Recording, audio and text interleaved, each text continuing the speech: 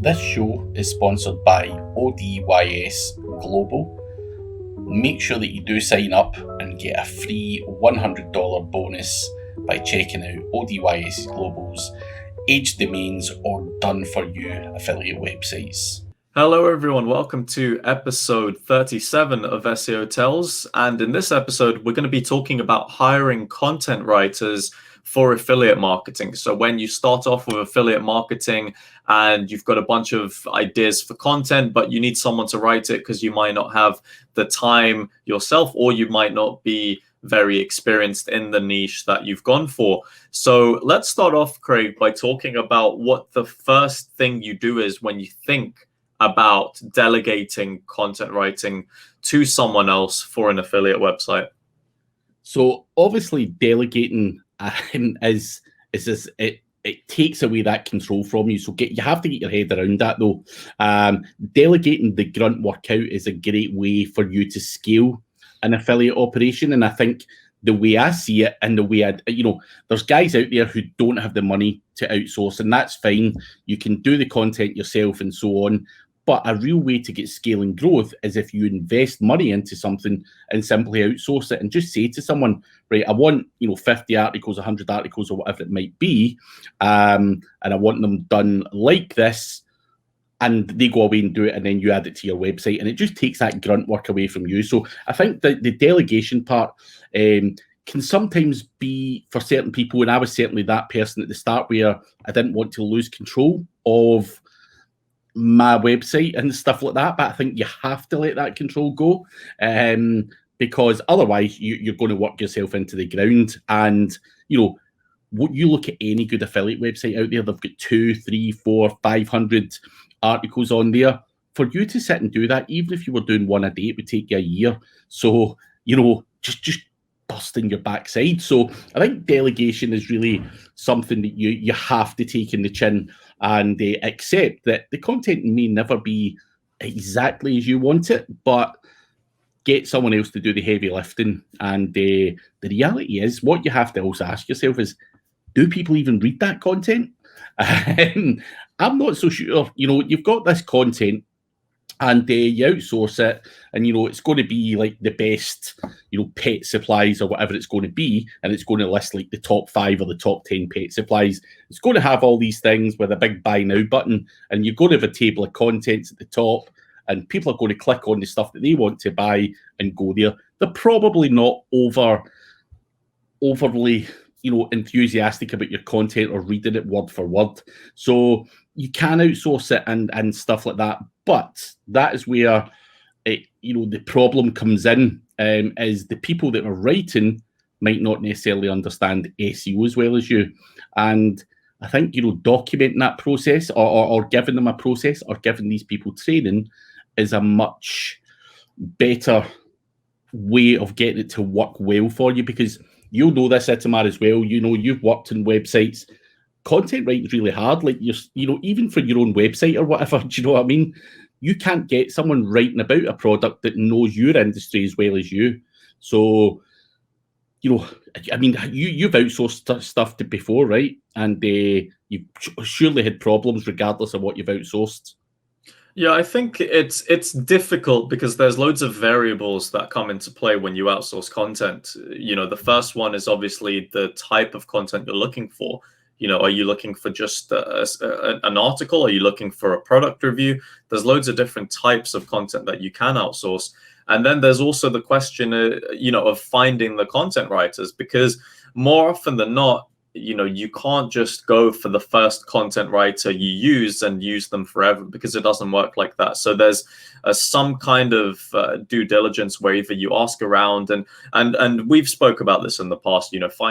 Finding a good content writer is very difficult for various reasons, and it's also you've got the question of cost. How much is content going to cost?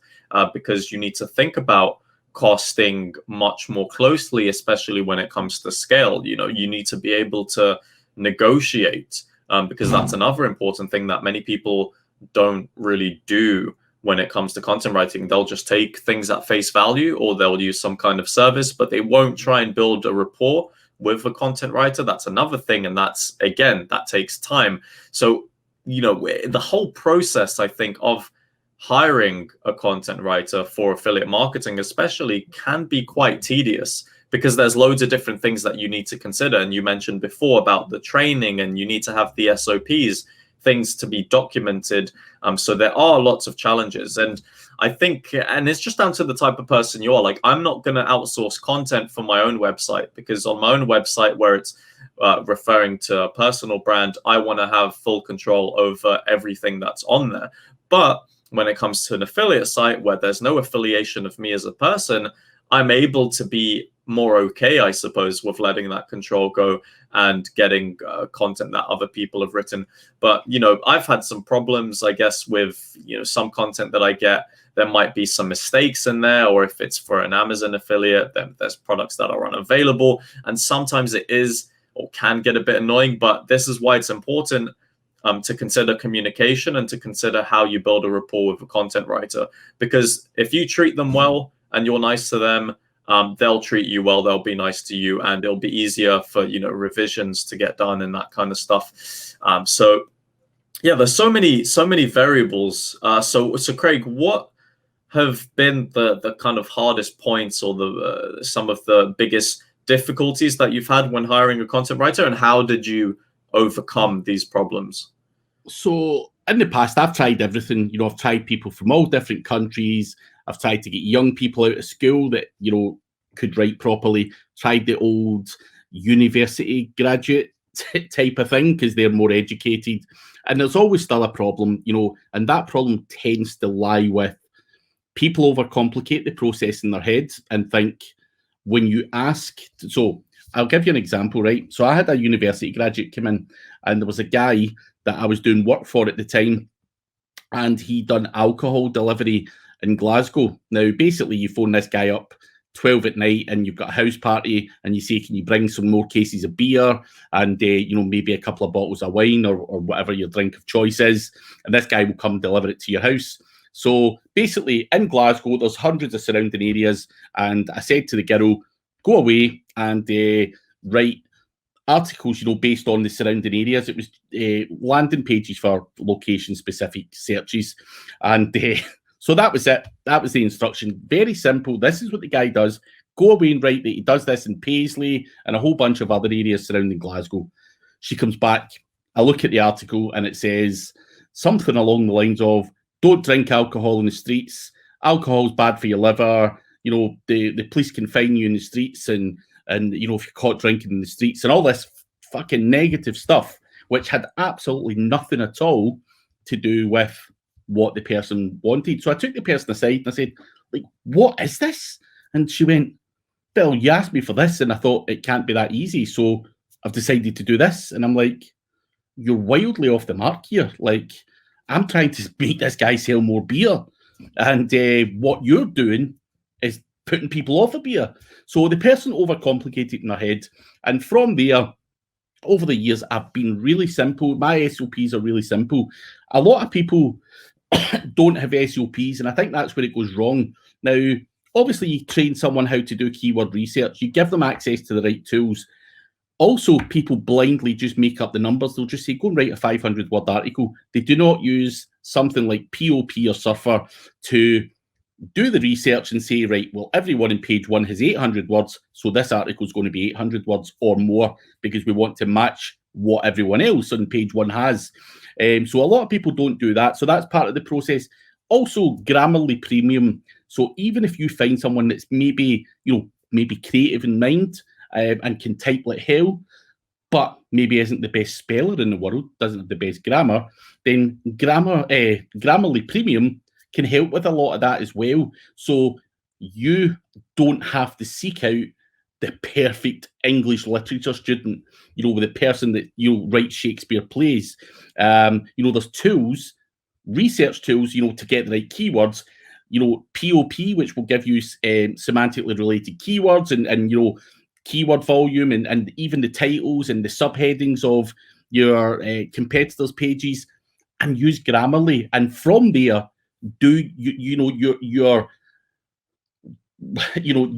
as looking for that English literature perfect speller, wordsmith, if you like.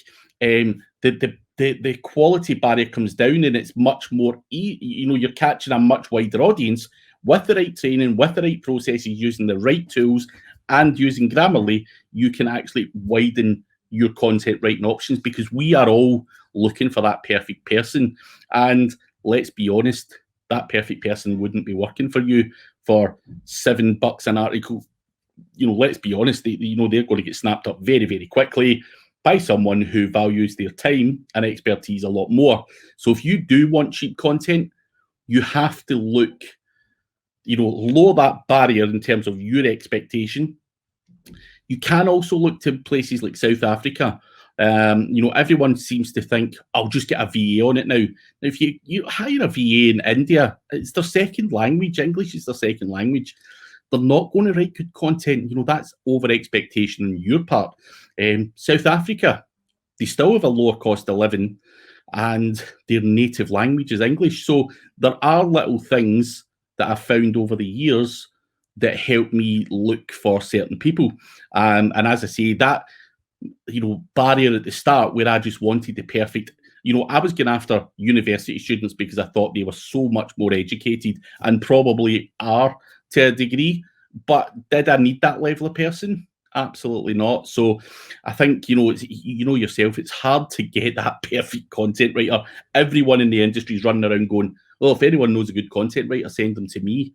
Just create your own. Get a young person that's semi-literate, teach them to use Grammarly, and that will be much more affordable and actually have much better output, because you can mold this person into shape. But also what you said, Itamar, at the start, there's different types of content as well. So if I need a guest blog, if I've got an opportunity of a guest blog post on your website, am I that fussed on it being structured or written that well? Of course, it's got to have a certain standard, but I'm only doing it for the link. So there's not so much emphasis on the research and everything else. Whereas if it's an affiliate website, it needs to be, have all the subheadings. It's got to have semantically related keywords. You've got to, have internal links point to that page. There's so much stuff that you have to do. And I think training your content writer and all those little things will help that become better. And obviously for affiliate websites, you're looking for someone that has better than average knowledge, and that really comes down to those SOPs. Yeah, I fully agree. I think a lot of times people take content writing as, as something so simple, where it's like, oh, it's just content, but there are so many things that are within content writing as well. So having the SOPs and just not taking shortcuts with that kind of stuff, because you can't at the end of the day, especially if you want to scale and if you're planning to invest a lot of time and money into it. And that's where a lot of people will kind of take the wrong approach, because they'll try and take all these shortcuts with content writing, and then they'll be like, well, why is my content not ranking? Why is my affiliate site not getting the users in, the commissions, etc.? Well, fundamentally, affiliate sites are all about content, and we've seen affiliate sites that have practically zero backlinks, but they rank for so many keywords purely based on just mass content. And that's something that is still possible in certain niches. So I think, just to summarize, there are so many things that come into play when you think about delegating content writing to someone else. But even if you're doing it yourself, have processes for your own sake, even if you are doing it yourself. And I think that's where many people, again, try and take too many shortcuts, and then they don't see the results from it. So is there anything else to add that we haven't mentioned? I think obviously on the next episode, we'll go into stuff in a little bit more detail, structuring the content. But for now, I think for this show and for what we've discussed, just some things to look for and maybe lower your expectations is pretty much what it's all about. And, use the likes of Suffer, POP or something similar, and just make sure your SOPs are on point. And I think if you get that right, then you can go through writers time and time again. If they're not up to scratch, you can just churn and burn until you get someone you like. And then, as you say, build a rapport with them, and treat them well, and they will obviously work with you long term, and the longer these guys work for you, the better they become, the faster they become. So it's definitely the right way to get the content writer on board, and then you can work on the structure and everything.